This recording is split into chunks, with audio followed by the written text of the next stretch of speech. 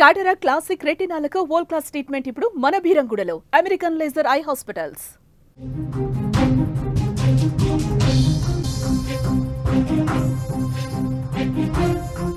తెలుగు రాష్ట్రాల్లో ఇవాళ భారీ వర్షాలు కురవబోతున్నాయి.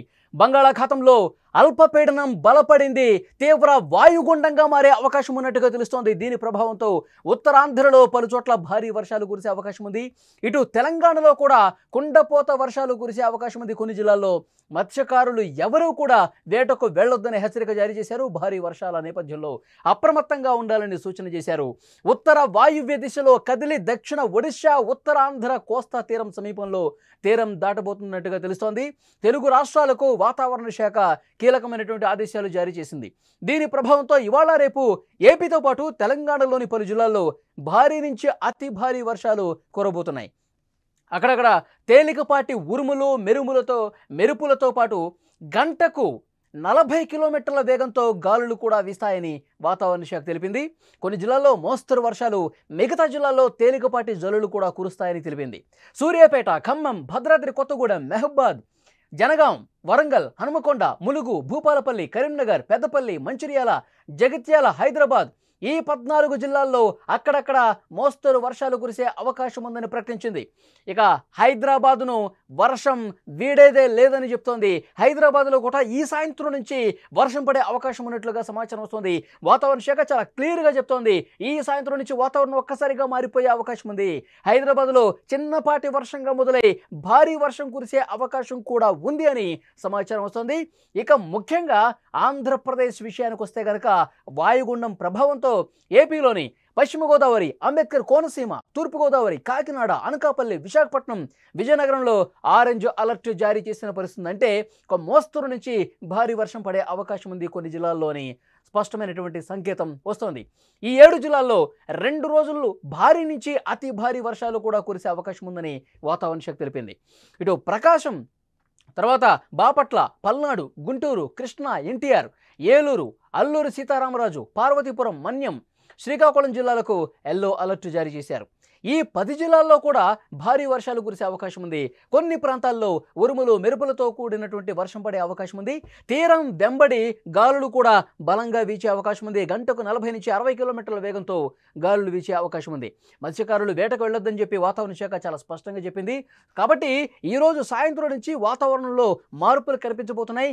వాయుగుండం ప్రభావంతో అల్పపీడనం బలపడింది, వాయుగుండంగా మారుతోంది. దీని ప్రభావంతో శ్రీకాకుళం, విజయనగరం, విశాఖపట్నం, తూర్పుగోదావరి, పశ్చిమ గోదావరి, కృష్ణా, గుంటూరు, పల్నాడు ఈ జిల్లాల్లో భారీ వర్షాలు కురవబోతున్నాయి. 2 రోజుల పాటు భారీ వర్ష సూచన ఉన్నట్టుగా సమాచారం వస్తోంది. ఇక మరొక వైపు తెలంగాణలో కూడా ఇంతకుముందు నేను చెప్పినటువంటి జిల్లాలు ఏవైతే ఉన్నాయో ఆ జిల్లాల్లో ఆరెంజ్ అలర్ట్ జారీ చేసినటువంటి పరిస్థితి కనిపిస్తోంది. ఇక మరొక ముఖ్యమైనటువంటి విషయం ఏమిటంటే హైదరాబాదులో వర్షం వీడే పరిస్థితి లేదు. 2-3 రోజులు తెరిపినిచ్చినట్టు కనిపించిన ఈ వాయుగుండం ప్రభావంతో తెలంగాణలో హైదరాబాద్తో పాటు హైదరాబాద్ చుట్టుపక్కల కూడా భారీ వర్షాలకు అవకాశం ఉందని సమాచారం వస్తుంది. గాలులు కూడా 40 నుంచి 60 కిలోమీటర్ల వేగంతో గాలులు వీచే అవకాశం ఉందని వాతావరణ శాఖ స్పష్టంగా చెప్తోంది. మరొక ముఖ్యమైన విషయం ఏంటంటే భారీ వర్షం కురుస్తున్నటువంటి సమయంలో జాగ్రత్తలు తీసుకోవాలని చెప్పి అధికారులు చెప్తా ఉన్నారు.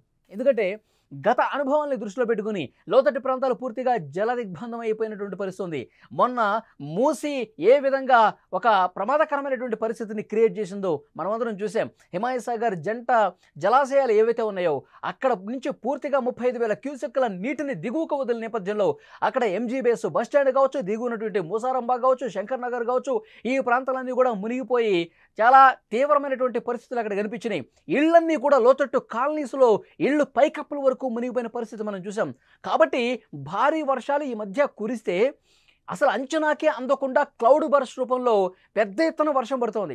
ఒక్కసారిగా కుంభవృష్టి కుమ్మరించినట్టుగా పడుతున్నటువంటి పరిస్థితి ఉంది. కాబట్టి వర్షాలు పడుతున్న సమయంలో అందరూ కూడా జాగ్రత్త వహించాలని చెప్పి అధికారులు స్పష్టంగా చెప్తున్నారు. ముఖ్యంగా ఆంధ్రప్రదేశ్లో అయితే తీర ప్రాంత జిల్లాలు ఏవైతే ఉన్నాయో వాళ్ళందరూ కూడా చాలా జాగ్రత్తగా ఉండాల్సిన అవసరం ఉంది. అలాగే సముద్రంలో ఎవరూ కూడా వేటకు వెళ్ళొద్దు. సముద్రంలో అలలు ఉవ్వెత్తున ఎగసిపడే అవకాశం ఉంది. వేటకు వెళ్ళొద్దని కూడా హెచ్చరిక జారీ చేస్తున్నారు. బలమైన గాలులు వీచే అవకాశం ఉంది. లోతట్టు ప్రాంతాల్లో అధికారులు ఎప్పటికప్పుడు మానిటరింగ్ చేసే పరిస్థితి. ఆంధ్రప్రదేశ్లో అధికార యంత్రాంగం ఆయా జిల్లాల్లో ఉన్నటువంటి కలెక్టర్లు సమన్వయం చేసుకుంటా ఉన్నారు.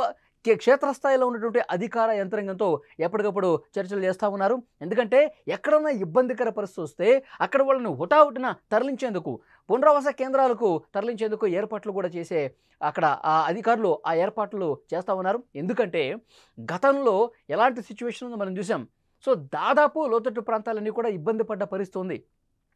అక్కడ రహదారులు పూర్తిగా ఇటువైపు నుంచి అటు రాకపోకలు కూడా నిలిచిపోయిన పరిస్థితి. ఎందుకంటే వాగులు వంకలు విపరీతంగా పొంగి ప్రవహించినటువంటి పరిస్థితి ఉంది. కాబట్టి అలాంటి ప్లేసెస్ అన్నింటిని కూడా ముందస్తుగానే గుర్తించి నిజంగా అక్కడ చాలా తీవ్రమైన పరిస్థితులు ఉంటే అక్కడ ఉన్నటువంటి వాళ్ళని కూడా వెంటనే సురక్షిత ప్రాంతాలకు తరలించే ఏర్పాట్లు కూడా అధికార యంత్రాంగం రెడీ చేసి పెట్టుకుంది.